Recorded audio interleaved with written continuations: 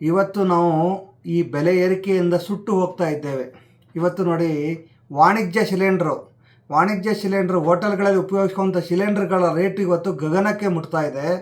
ಇನ್ನು ನಾಳೆಯಿಂದ ನಾವು ಒಂದು ಕಪ್ ಟೀ ಕುಡಿಬೇಕು ಅಂದರೆ ಅವ್ರು ಏನು ಮಾಡ್ತಾರೆ, ಈಗಾಗಲೇ 25-30 ರೂಪಾಯಿ ಇರೋದನ್ನ 60 ರೂಪಾಯಿ 70 ರೂಪಾಯಿ ಮಾಡ್ತಾರೆ. ಟೀ ಕುಡಿಯೋಕ್ಕೂ ಆಗಲ್ಲ. ಇನ್ನು ಇಡ್ಲಿ ತಿನ್ನಬೇಕು, ದೋಸೆ ತಿನ್ನಬೇಕು, ಊಟ ಮಾಡಬೇಕು ಅಂದರೆ ಮುಗಿದೋಯ್ತು ಕತೆ. ನಾವು ಹೇಗೆ ಬದುಕಬೇಕು ಜನಸಾಮಾನ್ಯರು? ಇಲ್ಲಿ ವರಮಾನ ನೋಡಿ, ಯಾವುದೇ 1 ರೂಪಾಯಿ ವರಮಾನ ಕೂಡ ಹೆಚ್ಚಾಗಿಲ್ಲ. ಈ ಕಡೆ ರೈತರಿಗೆ ಭತ್ತ ಆಗಲಿ ಅಥವಾ ಅಕ್ಕಿ ರೇಟು ಜಾಸ್ತಿ ಆಗಿಲ್ಲ, ಈ ಕಡೆ ಅಡಿಕೆ ರೇಟ್ ಜಾಸ್ತಿ ಆಗಿಲ್ಲ, ಈ ಕಡೆ ಸಂಬಳಗಳು ಜಾಸ್ತಿ ಆಗಿಲ್ಲ, ಈ ಕಡೆಗೆ ಏನಾದರೂ ವ್ಯಾಪಾರ ಮಾಡೋಣ ಅಂದರೆ ವ್ಯಾಪಾರ ಮಾಡಬೇಕಾದಾಗ ಆ ಇನ್ಕಮ್ಗಳು ಜಾಸ್ತಿ ಇಲ್ಲ. ಇವತ್ತು GSTನ 18% ತೊಗೊತೀರಾ, 12% ತೊಗೊತೀರಾ, 5% ತೊಗೊತೀರಾ, ಇನ್ಕಮ್ ಟ್ಯಾಕ್ಸು ಅಷ್ಟೇ ತೊಗೊತೀರಾ. ಆದರೂ ಕೂಡ ಇವತ್ತು ವಾಣಿಜ್ಯ ಸಿಲಿಂಡರ್ ರೇಟನ್ನು ಗಗನಕ್ಕೆ ಏರಿಸಿದ್ರ. ಇನ್ನು ಮನೆ ಬಳಕೆ ಸಿಲಿಂಡರ್ ರೇಟ್ ಥರ ಇಳಿಸ್ತಾ ಇದ್ದೀರಾ. ಇನ್ನು ನೋಡಿದರೆ ಎಣ್ಣೆ ಇರ್ಬೋದು, ಬೇಳೆ ಇರ್ಬೋದು, ಕಾಳುಗಳಿರ್ಬೋದು, ಪ್ರತಿಯೊಂದು ರೇಟು ಜಾಸ್ತಿ ಮಾಡ್ತಾಯಿದ್ದೀರಾ. ಹಾಗಾದರೆ ಜನಸಾಮಾನ್ಯರು ಬದುಕೋದು ಹೇಗೆ ಸ್ವಾಮಿ? ಇದನ್ನು ನಾವು ಏನು ಮೋದಿಯವರಿಗೆ ಹೇಳ್ತೇವೆ, ಇವತ್ತು ಕೊಳ್ಳೆ ಹೊಡೆದು 100 ಕೋಟಿ ಆಸ್ತಿ ಮಾಡ್ಕೊಂಡವರಲ್ಲ ಈ ರಾಜಕಾರಣಿಗಳು, ಅವ್ರದ್ದೆಲ್ಲ ಸಮಪಾಲು ಮಾಡಿ ಜನಗಳಿಗೆ ಹೇಗೆ ರೇಟನ್ನು, ಯಾವುದೇ ಒಂದು ಸಿಲಿಂಡರ್ ರೇಟು ಜಾಸ್ತಿ ಆಯಿತು ಅಂದರೆ ಎಲ್ಲರಿಗೂ ಜಾಸ್ತಿ ಆಗುತ್ತೆ, ಯಾವುದೇ ಒಂದು ಬೇಳೆಕಾಳು ರೇಟ್ ಜಾಸ್ತಿ ಎಲ್ಲರಿಗೂ ಆಗುತ್ತೆ. ಅದೇ ಥರನೇ ನಮ್ಮ ದೇಶದಲ್ಲಿರುವ ಆಸ್ತಿ ಪಾಸ್ತಿಗಳೆಲ್ಲ ಸಮಪಾಲನೆ ಮಾಡಿ, ಅವಾಗಾದರೂ ನಾವು ಸರಿದೋಗುತ್ತೆ.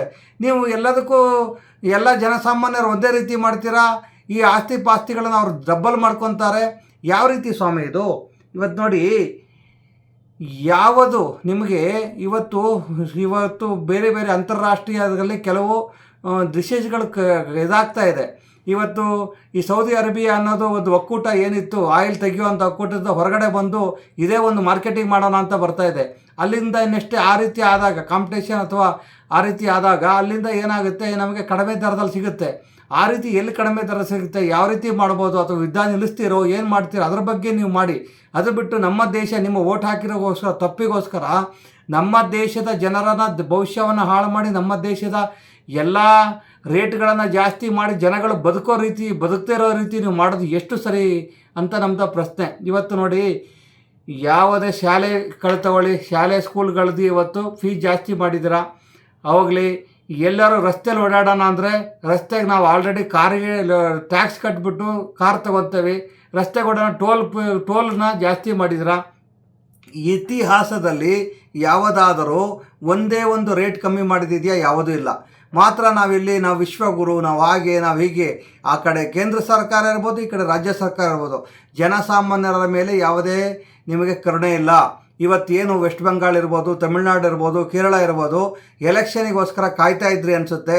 ನಾವು ಕರೆಕ್ಟ್ ಸಿಲಿಂಡರ್ ಸಪ್ಲೈ ಮಾಡಿಬಿಡ್ತೇವೆ, ನಮ್ಮ ದೇಶ ಸುರಕ್ಷಿತವಾಗಿದೆ, ನಮ್ಮ ದೇಶದಲ್ಲಿ ಎಲ್ಲ ಸಪ್ಲೈ ಇದೆ, ಎಲ್ಲ ಸಿಗುತ್ತೆ ಅಂತ. ಇವತ್ತು ನೋಡಿದರೆ 25 ದಿನಕ್ಕೆ ಗ್ಯಾಸ್ ಬುಕ್ ಮಾಡೋ ಅಂಥದ್ದನ್ನ 45 ದಿನಕ್ಕೆ ಮಾಡಿದಿರ.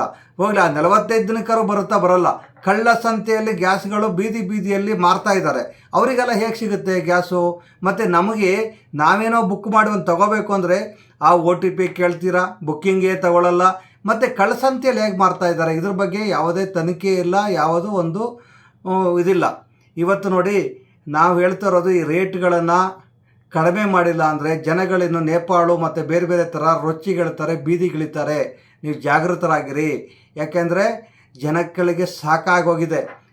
ರೇಟ್ ಜಾಸ್ತಿ ಮಾಡ್ತೀರಿ. ಇವತ್ತು ರಸ್ತೆ ಗುಂಡಿಗಳು ಹಾಗೇ ಇದೆ, ನಮಗೆ ಕೊಡೋವಂಥ ಸೌಲಭ್ಯಗಳು ಹಾಗೇ ಇದೆ, ಪ್ರತಿಯೊಂದು ಕೂಡ ಹಾಗೇ ಇದೆ. ಇವತ್ತು ನೋಡ್ರಿ, ಇದ್ರ ಜೊತೆಗೆ ಶಿಕ್ಷಣ ಇವತ್ತು ಮಾರ್ಕೋಬಿಟ್ಟು ಒಂದೊಂದು ಶಾಲೆಯಲ್ಲಿ 10,000 ಇರೋ ಫೀಸು 50,000 ಆಗಿದೆ, 50,000 ಆಗಿರೋದು 80,000 ಆಗಿದೆ, 80,000 ಇರೋದು 3 ಲಕ್ಷ ಆಗಿದೆ. ಈ ರೀತಿ ನಾವು ಮಕ್ಕಳನ್ನು ಓದಿಸ್ಬೇಕು. ಒಂದು ಆಸ್ಪತ್ರೆಗೆ ಹೋದರೆ ಒಂದು ಸವಲತ್ತುಗಳಿಲ್ಲ, ಒಂದು ಸರ್ಕಾರಿ ಆಸ್ಪತ್ರೆಗೆ ಹೋದರೆ 3 ದಿನ 4 ದಿನ ಆದರೂ ಟ್ರೀಟ್ಮೆಂಟ್ಗಳು ಸಿಗ್ತಾ ಇಲ್ಲ, ಅಲ್ಲಿನೂ ಸೌಲಭ್ಯಗಳಿಲ್ಲ. ಏನೂ ಇಲ್ದಂಗೆ ಇವತ್ತು ಬರೀ ನೀವು ದರ ಏರಿಕೆ ಮಾಡಿದ್ರೆ ತಿನ್ನೋ ಅನ್ನದಲ್ಲಿ ಇವತ್ತು ಫ್ರೀಯಾಗಿ ಇದೇನೋ ಕ್ಯಾಂಟೀನ್ಗಳಿದ್ದು ಇಂದಿರಾ ಕ್ಯಾಂಟೀನ್ ಅವು ಕೂಡ ಕೆಲವು ಕಡೆ ಮುಚ್ಚೋಗಿದ್ದಾವೆ.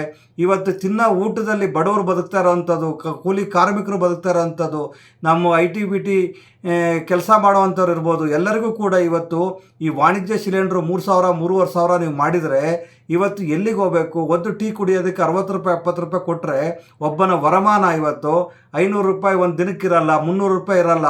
ಅಂಥವನು ಒಂದು ತಿಂಡಿಗೆ 300 ರೂಪಾಯಿ ಖರ್ಚು ಮಾಡಿದರೆ ಇನ್ನು ಬದುಕೋದು ಹೇಗೆ ಸ್ವಾಮಿ? ದಯವಿಟ್ಟು ಇದನ್ನು ಅರ್ಥ ಮಾಡ್ಕೊಳ್ಳಿ. ಈ ಒಂದು ಬೆಲೆ ಏರಿಕೆಯಿಂದ ಕಡಿವಾಣ ಹಾಕಿ ಇದಕ್ಕೆ ಏನಾದರೂ ಬೇರೆ ಒಂದು ದಾರಿ ಇದೆಯಾ ಹುಡುಕಿ, ಇಲ್ಲಾಂದರೆ ಜನಸಾಮಾನ್ಯರಿನ್ನು ನೇಪಾಳದ್ದು ಅಥವಾ ಬೇರೆ ಬೇರೆ ಕಡೆ ಬೀದಿಗಿಳಿದು ಹೋರಾಟ ಮಾಡಬೇಕಾಗುತ್ತೆ ಅಂತ ತಮ್ಮಲ್ಲಿ ವಿನಂತಿ ಮಾಡ್ಕೊಳ್ತಾ ಇದ್ದೇವೆ. ನಾವು ಇದನ್ನು ಖಂಡಿಸ್ತಾ ಇದ್ದೇವೆ. ಜೈ ಭುವನೇಶ್ವರಿ ತಾಯಿ.